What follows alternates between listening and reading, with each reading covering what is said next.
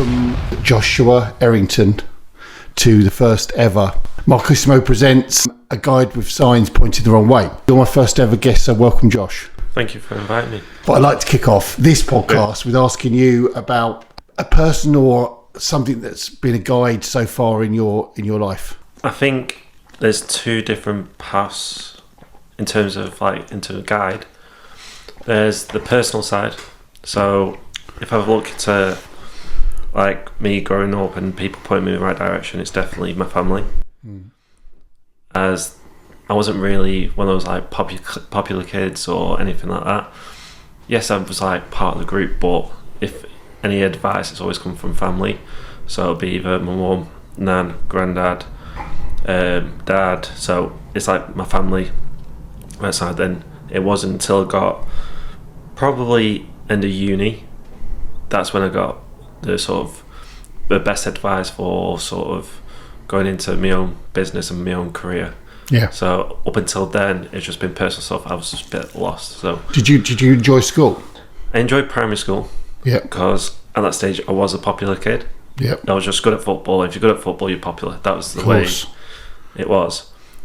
High school, I met most of my good mates. So I enjoyed it in that, but in terms of learning and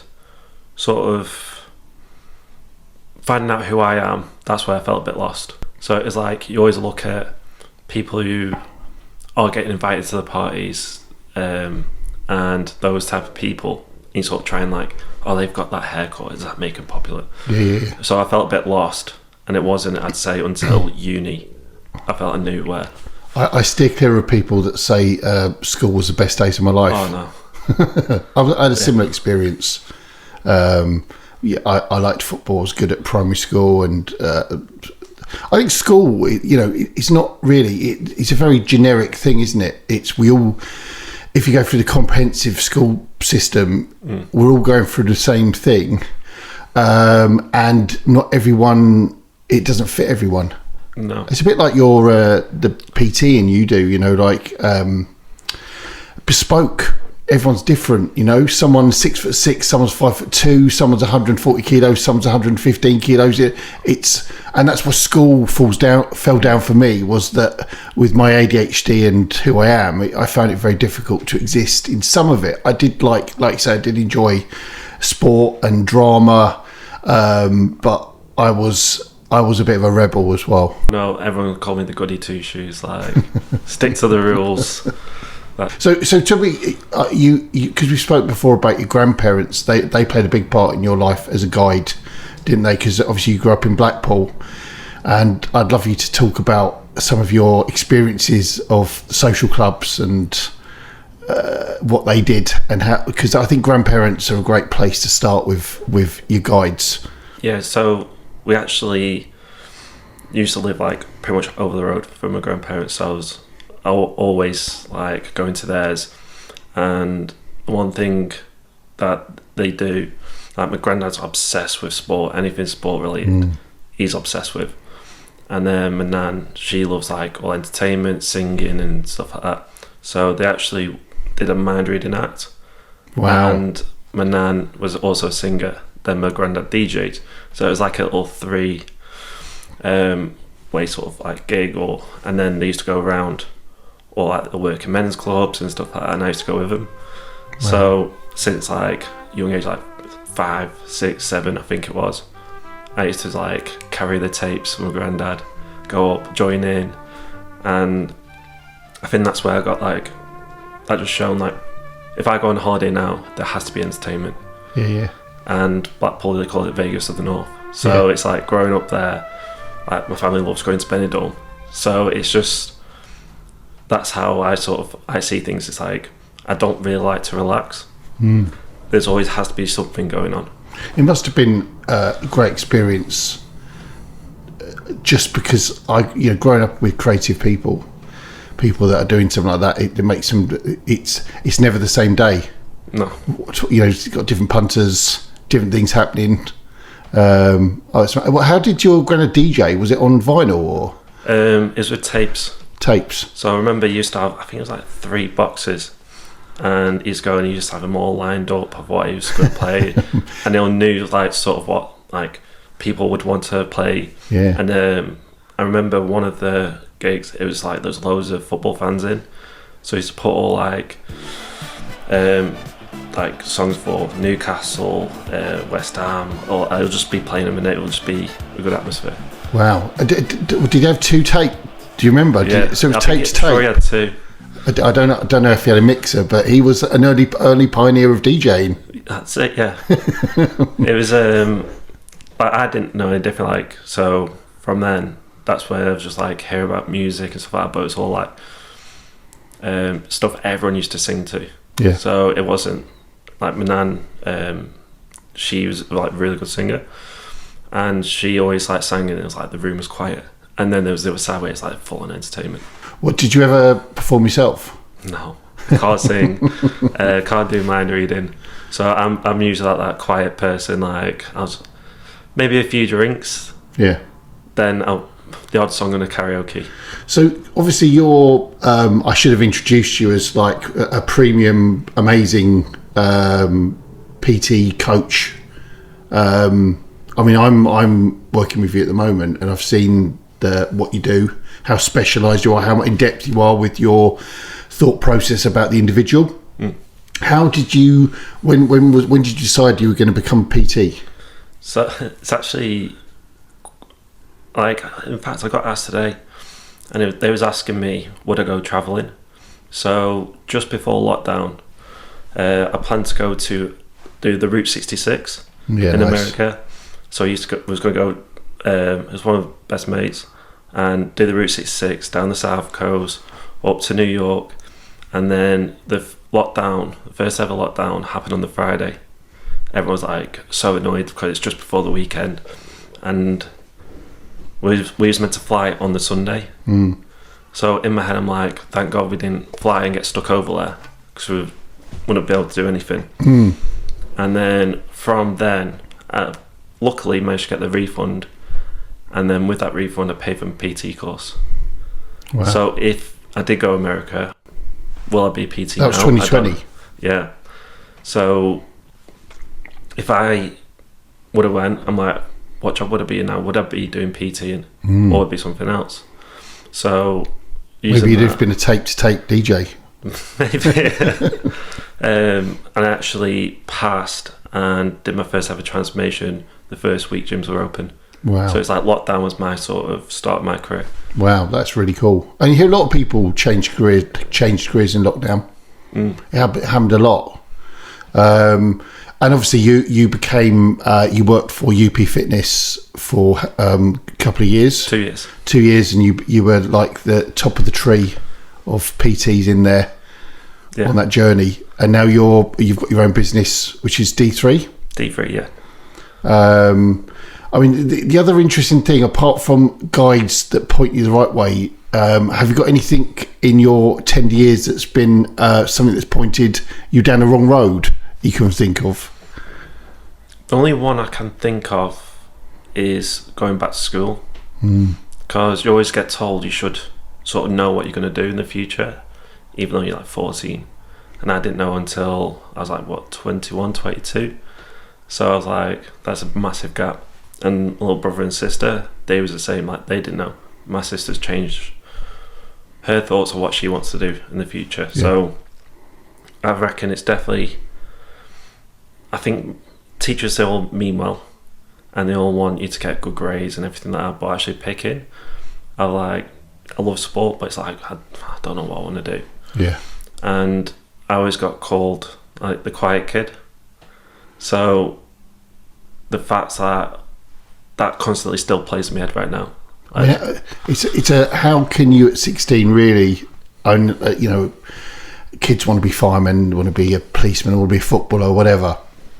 I mean, when I was at school, they had a computer system, and you pressed a button, and it told you what it was going to be, and it said for me it was the army, and I would probably be the worst soldier in the world because I can't follow any orders. But like there was a button, so like your whole life was supposed to be mapped out at 16. You went in this horrible little room, and this horrible bloke pressed a button, and a little printout came out, it said soldier, and then next person when it said florist, and crazy. It's madness. I mean, the other thing is as well that, you know, I've had many different careers. I'm older than you. I'm doing music now. I've done. I don't think we should ever stop learning and have an open mind to where life takes you. It's not always.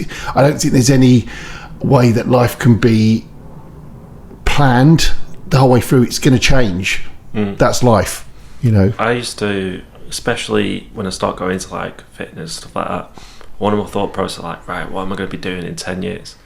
That's completely changed now. So it's more of what's happening this next 6 months. Yeah. Because, for example, my first job as a PT, I was in Blackpool, and I was like, I'm actually going to make a career out of this. And then that's when I moved to UP Fitness, and now I've like moved away from Blackpool and stuff like that. And that happened over, I think, the space of 2 months. I think I was on Instagram. There's a lot of crap on Instagram, but there was one. I saw this monk, and he said, "Yesterday is gone. Forgot. Yeah. It's no point worried about yesterday. Tomorrow's not a promise or a given, and the only thing you have is today." Having a mindset around being in the present day is really hard, but it's an important thing. It's about your mentality around enjoying where you are that day. Oh, 100%.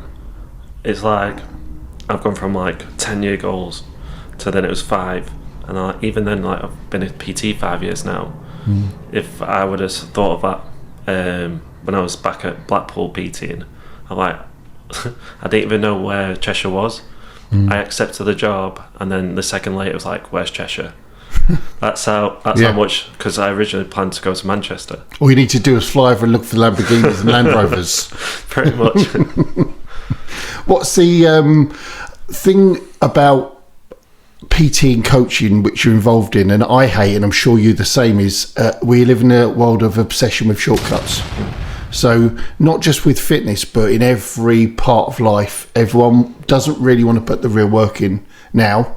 They want an easy way to get there. So a good example would be Ozempic. People injecting themselves with a drug that helps them to lose weight rather than managing the diet, eating healthily, exercising, walking, all those things that we know work. What's your take on it from a fitness perspective? I always find it really interesting because we go through like different stages. So there's always going to be new things that come up in like the fitness industry that's just going to take over, and then it'll completely flip on its head. So if we look at where we was like 10 years ago, even just as short as that, everyone's usually around body positivity, like everybody, it doesn't really matter, it's like you should be proud of who you are. But as soon as this has come out, it sort of switched on its head. Now it's the like easy route. I wouldn't even say it's like too easy. Like, it's still a tough challenge, like doing it to yourself like each day. It's now we're going to like, there's the shortcut to get quick results, but then 10 years ago it's like, no, you should be happy where you are. There's like sort of two ways. So there's one side where it's like, if you are like really overweight and you need to lose weight quick for an operation, I think that's fair enough, because if you get the operation, then you can, and you lost a little bit of weight, and you can actually start doing stuff and then get yourself off it, then keep progression, then I agree with that. But sometimes you see it where they're taking it and they're not like in that position. They might already be in shape, but mentally they'll be like, no, I need to get leaner, and rather putting the work in, it's, oh, we'll do this because it's a bit easier. And I guess that's one of the challenges of transformations. If someone comes from an eating unhealthy, exercising, it's a bit like dieting. Then they go on a very intense 12-week transformation program. It's about having managing that afterwards. It's the same as why diets don't work. It's the same as when in January the gym's full of people that don't know how to work gym equipment, and everyone signs up and they go in and you see people lat pull downs on 5 doing that, all that kind of stuff. And I think it's it must be frustrating because because in your mind you must want the best for people, and it's about sustainability, isn't it? I always find it funny, like the first couple of weeks when the gym's like mad busy. I actually had quite a few people this past year sign up in the December, and it's really interesting to hear their point of view. Like they got to a stage where it was too much for them. They're like really not happy with themselves. It could be injuries, it could be shoulder, it could be knee, and them actually taking a step in December, still putting the work in. It's so important. It's usually New Year, New Me, but that will probably happen for 2-3 weeks. Yeah. So it's really interesting to see mindset, go back to goal setting. If they're going in 5 years we're going to do this, 1 year, give it 3 weeks when life starts to happen again, social occasions start, that's when they stop. It's all about that self-reflection, going, I really need to make this change now. It doesn't matter if it's Tuesday, whatever. It goes back to even, I'll start again Monday. So if they're got that mindset, I'll start again next week. I've been in that situation. Yeah. I'll start Monday. Yeah. But it's only when the pain is big enough that you'll make a change. Because I always think the gym still feels like it's very masculine. It's a very masculine place, and obviously I want women to be as integrated into gym as men, but it's always felt to me like quite an intimidating place. Is that changing for you?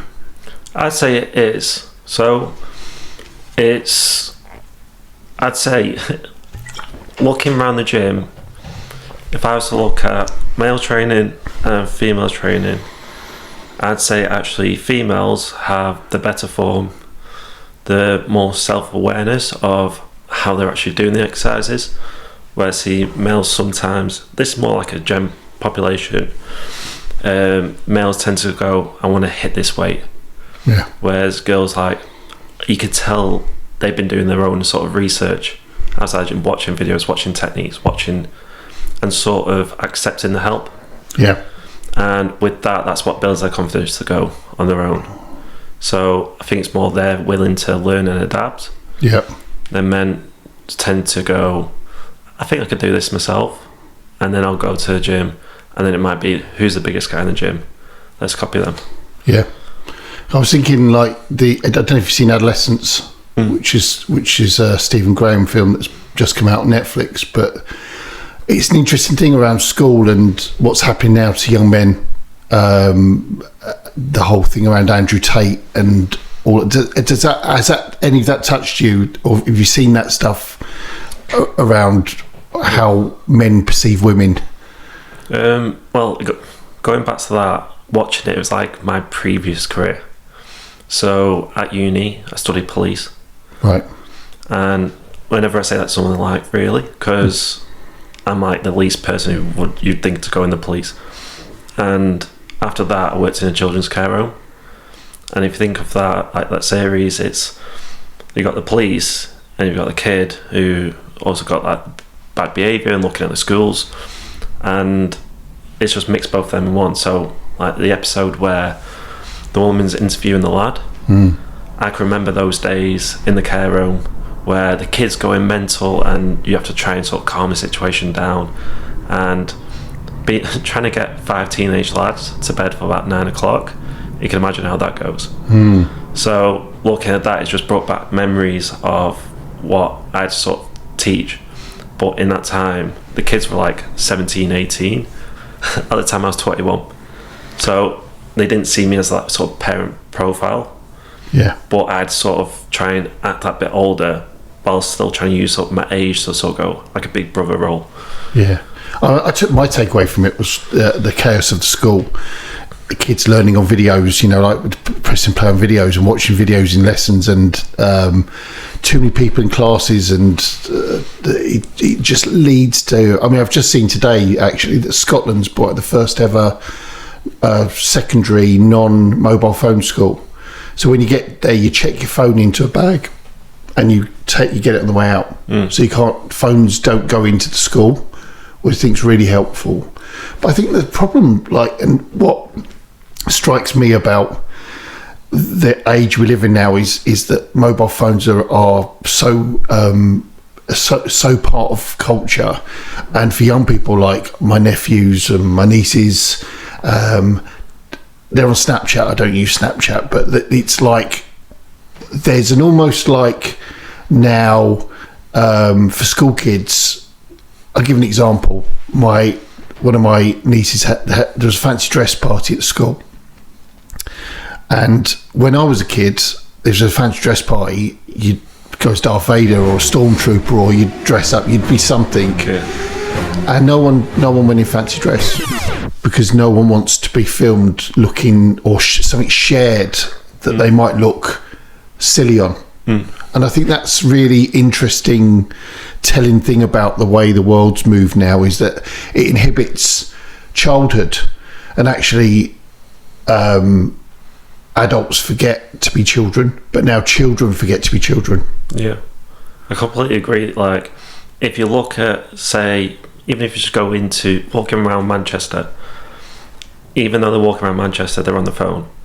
It's like we got to the stage of you go to a concert, it's a phone, but when do you actually watch those videos back? Yeah, never. So it's like trying to capture the moment, and I always see it as like you're posting just for people to like.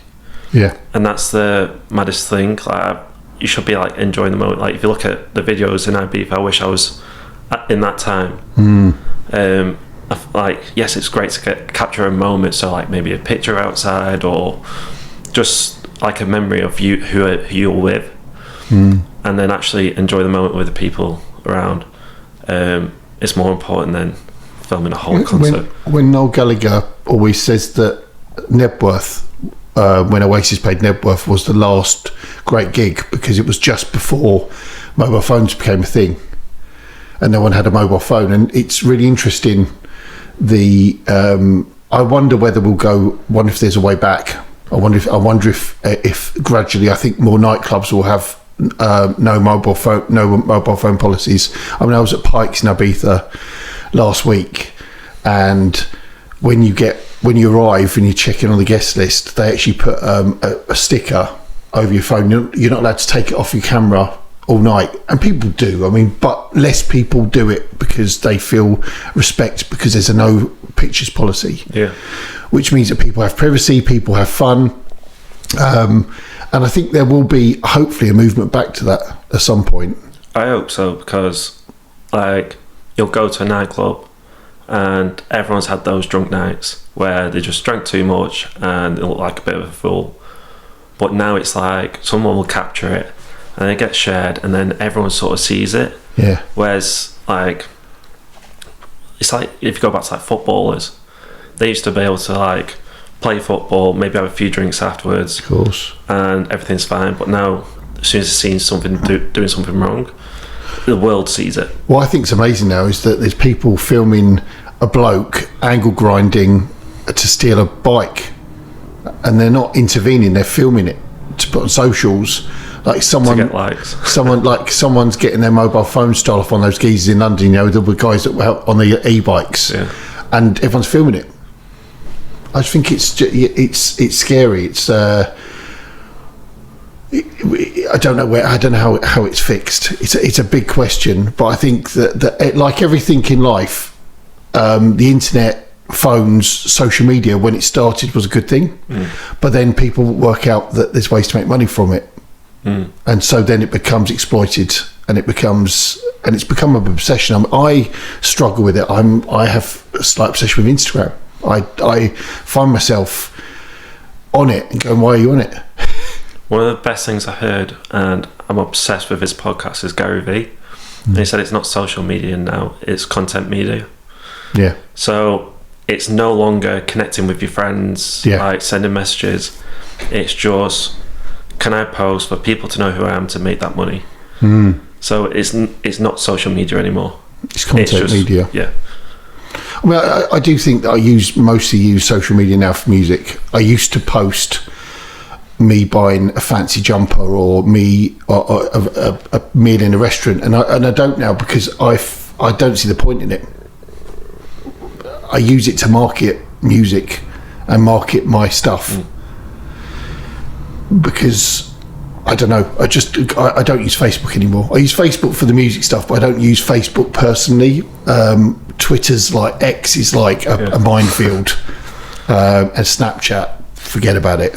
It's like I've deleted my personal Instagram because I'm like, I don't really want people to know too much about my personal life, like pictures of my family and stuff like that. I've just kept it to more sort of business. Yeah. And then Facebook, it's just close friends, and then that's where I can like sort of be that social and like see what like my mum's been up to at the weekend, or see my uncle went away somewhere and I catch up with them.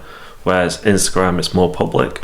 So because there's all this stuff about authenticity, right? And like I'm pretty authentic now about what I say and what I do, but people talk about authenticity, and TikTok's a good example where people using emotions now to get likes. Like you get people like saying I'm 50 and no one loves me, and I've bought my own cake, and they're crying, and it's like it's very perverse.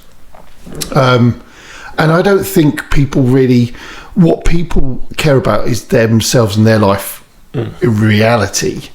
That's not a negative thing to say, but people care less about you than you think when you're posting stuff.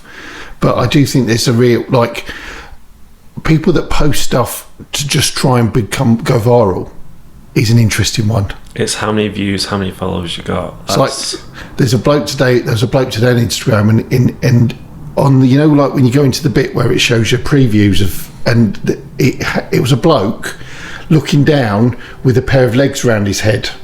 Looks like he's shagging someone, and then when you click on it, he's holding his mate's legs and he's doing sit-ups, sorry.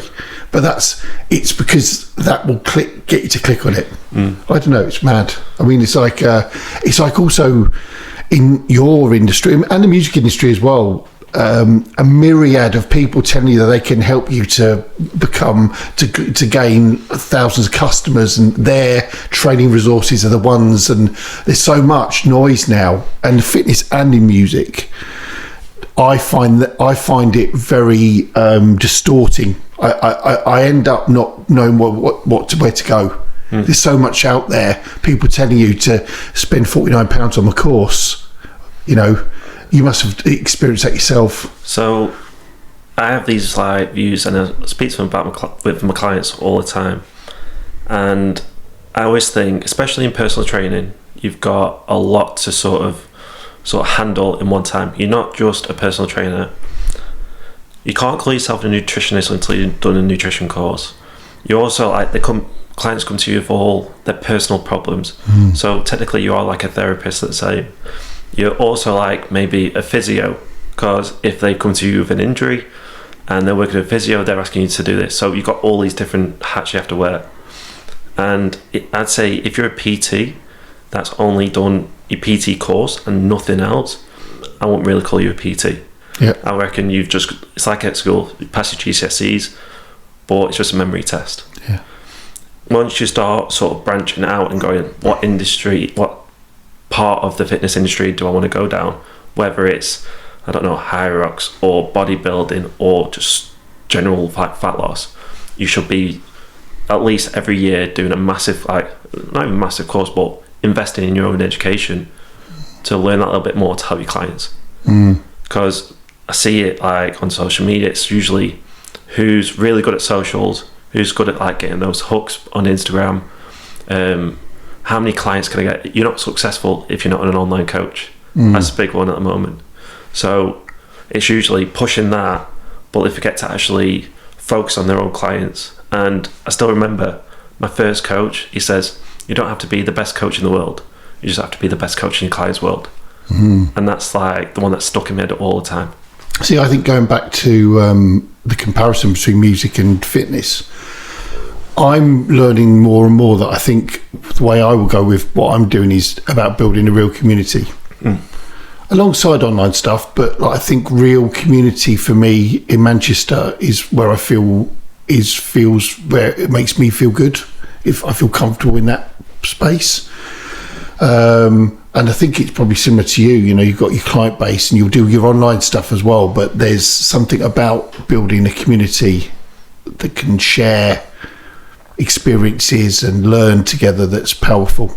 It's like that's the main thing that I look for now, because where everything's now going online, I'm like, I don't want to be just an online coach because that makes me look successful. For me, I absolutely love the in-person sessions because you get that connection with the client. If anything's going wrong, you can change it there and then. So if they're tired and they're really not feeling up for the workout, you can adjust it there and then. You know exactly what they're going to be doing. You hear stuff that they're not going to put in the check-in. So it's all these different things, and it's also what you learn you can put into practice straight away. Yeah. So I'd say in person, building that community, and I'm building something else that's coming out soon, that it's just literally the pure education of everything I've done so clients can use, but it's also trying to build that community of like that support system. And it's not, you're not on your own in the journey. You've got all these other people who are in similar boats who might be further than you. It might have experienced something a little bit more or understand. So it's not just me helping, it's like the whole group. Yeah, got it. What was the last gig you went to? It was, what was it? What's it called? Shaggy? No, Jamaican. What's he called? Oh, Sean Paul. Sean Paul. You went to Sean Paul. So Sean Paul. I only asked you to wind you up. Yeah, Sean Paul. Sean de Paul. Yeah, Sean Paul, and then it's Clubland this weekend. Nice. My mum used to listen to Clubland all the time, so it's me, mum, sister. Amazing. So there'll be some throwbacks. Wowza. What was the favourite record? Ooh, in what, overall or? Just anything, the first one that comes to your mind. My all-time favourite song, it's not usually like a dance song. I like meaningful story songs. Yep. So it has to be Hometown Glory. Nice. That's the one I listen to like if I'm driving to the gym. It was in the marathon playlist. That's the one where it's usually in like a fitness video. Yeah. And I go back to like how I'm watching that video. We didn't talk about we should just quickly talk about the marathon actually, because you've just done the Manchester Marathon.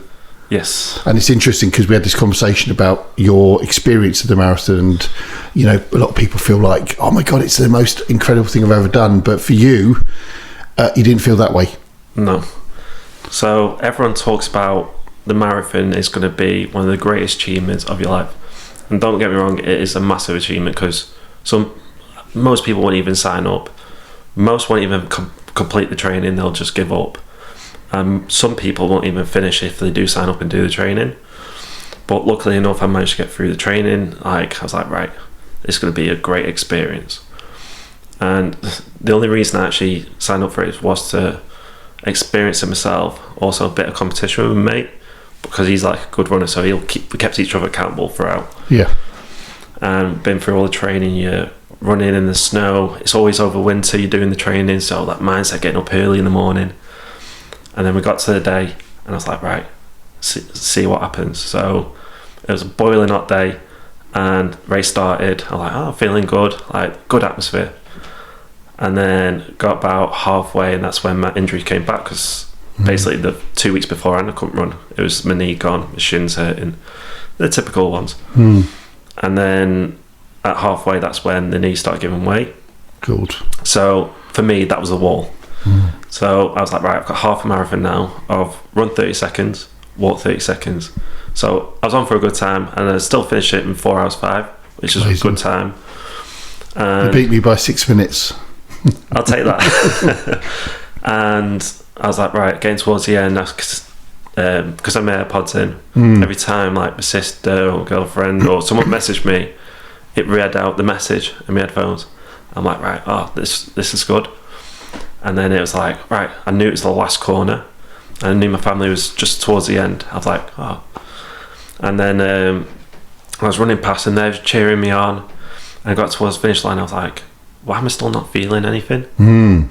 It was weird, because most people literally, as I was going around the corner, there was already like a little bit of a tear or just feeling something.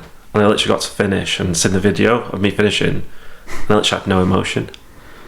I think there's something about that around we're told how we're supposed to feel about stuff, and there's no right or wrong, is there? No. When someone passes away, we're told there's no right or wrong way to grieve. There's no right or wrong way if you pass a driving test, or we're all different. I think it's quite healthy that you feel that way. Yeah, but I think looking back on that experience, I actually had more emotion, sort of seeing how much I've raised for dementia, which what Nan and Grandad have, and raising over £1,000 to sort of like give the charity. That was more of, oh my god, I managed to achieve that. Which charity is it, Josh? Alzheimer's. Right. So Alzheimer's Society. Yeah. So that's one that it's closer, like my family, and that's what hitting over that 1,000. Even though I've physically not done anything yet, I was like, I felt more than actually finishing the marathon. But then you have to always look at the positives if you do something. So it's more of like, I could see that wasn't too much of a value for me. I realised what my values are. So I had more emotion when I finished my first ever transformation with just a pair of dumbbells. Yeah. Because I was like, this has been months of something not been able to achieve. Running, like, I will never dream of doing a Hyrox or another marathon or anything like that. I've already set myself a goal of, if I can just do another big transformation of my own physically, that's more something for me. There's only so much you can do, Josh. I've seen the pictures. It's going to be like up to 5 years, the goal. Yeah. What's the next goal then? So at the moment, about 95 kilos, and I want to be around 100 kilos, but on a photo shoot. So I need to add a lot more size, a lot more muscle, and then cut down, do one big transformation. What's your, like, because obviously that's a lot more protein as well, isn't it? Intake to get there. A lot of it is adjusting your training. So you see in the gym people training, but they're not training hard enough. Yeah. So it's more of like testing the body to see what you can push. And I always remember there's someone I was talking to, and they said 25% of your workouts will be good, feel amazing. 25% of your workouts will feel absolutely shocking. 50% will be okay. But as long as you gave it your all, in every single session you turn up, you're ticking the boxes outside the gym. Yeah.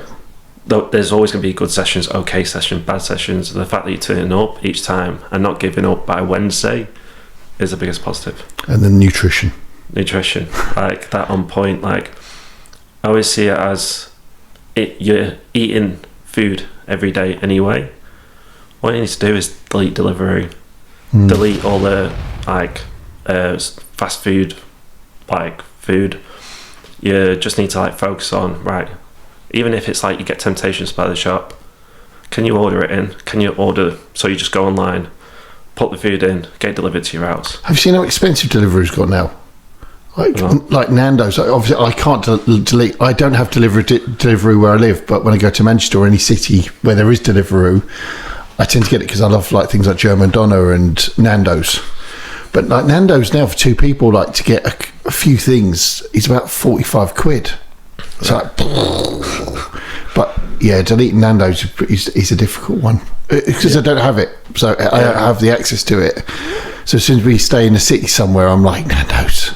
Let's get on Deliveroo. To be fair, that would be my go-to. But it's more of you finish work on a Thursday. Most of the time, it's the stress is so high. Yeah. And it's let's open a bottle of wine. That seems to be the first one. Then it's I can't bother cooking. Let's order something in. So I don't think it's Deliveroo. It's the slippery slope to bad places is Eat Now. Because you've got all those Eat Now places that aren't really, they're set up for Eat Now, but then you get really dodgy curries, and you order 5 times more than you need, and you eat twice as much of the wrong things, and then whatever's left you'll eat next morning. So yeah, I think you are right, but I think that's about it, buddy. I mean, listen, you're an amazing person. You're an inspiration for your age. You're young. But you're doing a fantastic job, mate, and I can't wait to see the next part of your journey. No, thank you very much. Thank you very much for coming on the show. Thank you.